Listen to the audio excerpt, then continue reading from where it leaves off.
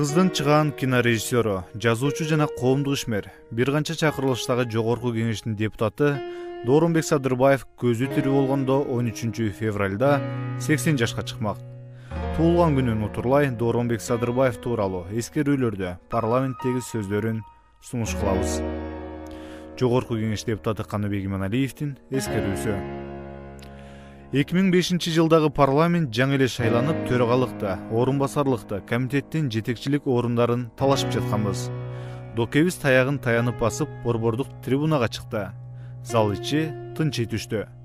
Коңур үнү менен: "Мен аксакал депутатыңар катары 2 сунушту добушка коем" деди.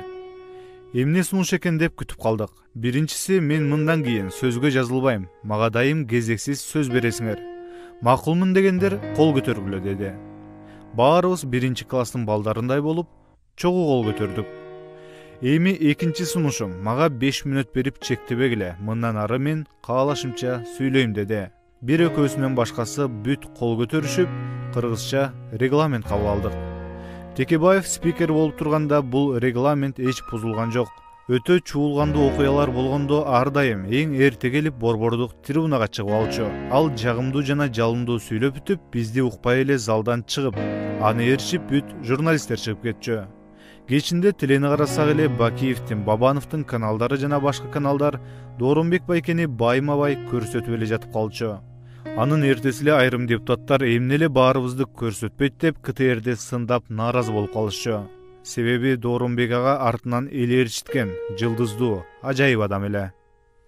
Урматтуу депутаттар, урматтуу Жантөрө Жолдошевич, мен сизди сыйлайм, бардыңарды сыйлайм, жигиттик кылгыла. Акаев менен кызматташ болуп жүрүп, демократтарды кокодон алган жигиттер өзүңөр алсалгыла. Эгерде мына бойдон кете турган болсо, мен мына комиссияга ишеним көргөзбөйм, добуш бербейм, легитимностун признавать этпейм. Андан көрө саясатка аралашпай жүргөн жаш жигиттерден, жаш жаңы келген производственниктерден болушсун. Борбордук трибунага жигиттик кылып алып таштагыла. Борбордук трибунага биринчи микрофон. Жантөр ака, биринчи микрофон. Урматтуу депутаттар, мурунку ушу өкмөттүн составында иштеп жүрөт деп анча-мынча менин адресиме болуп атса керек. Бул 15 жыл иштегенин мен эч качан танбайм. Бардык жерде ушу өзүм аберим менен иштейин деген оюм бар. Ушул сүйлөшүүлөр жүргүзүү боюнча өзүңөр уполномочить еттиңер эле. Мен ойлойм өзүмдүн миссиямды аткарып бүттүм дейм. Ушу менин өзүм ордума биздин аксакалыбыз Дооронбек Садырбаевди туура көрсөңүздөр, мен өзүм ордума сунуш кылам. Сатыбалды Жолдошевич, биринчиден менин кандидатурамды көргөзгөнүңүзгө рахмат. Антип өчөшүп көргөзгөндүн мага кереги жок. Кое туруңуз.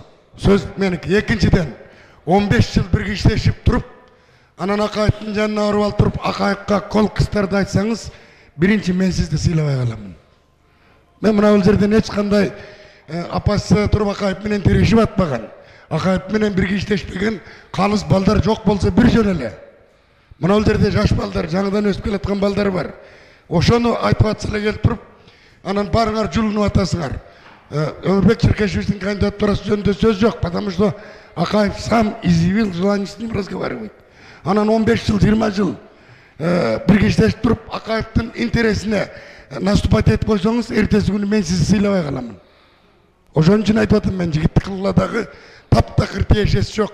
Акаев менен да, оппозиция менен да иштешпеген балдарды жиберсеңер эле, мен колдоп берем деп атам. Урматтуу депутаттар, урматтуу Өмүрбек Черкешевич, сунуш кылганыңар үчүн чоң рахмат. Бирок реально карагыла. 15 жылдан бери Акаевди көзгө сайып, радикальный оппозицияда жүргөн Садырбаевди дагы анда комиссияга кошуп койгондун өзү бир жактуулук болуп калат.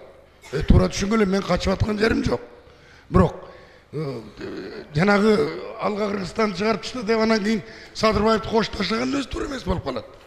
Ошон үчүн умеренный оппозициядан Шерниязов өзүнүн эле ордунда калсын, Садырбаевди чыгарып таштагыла.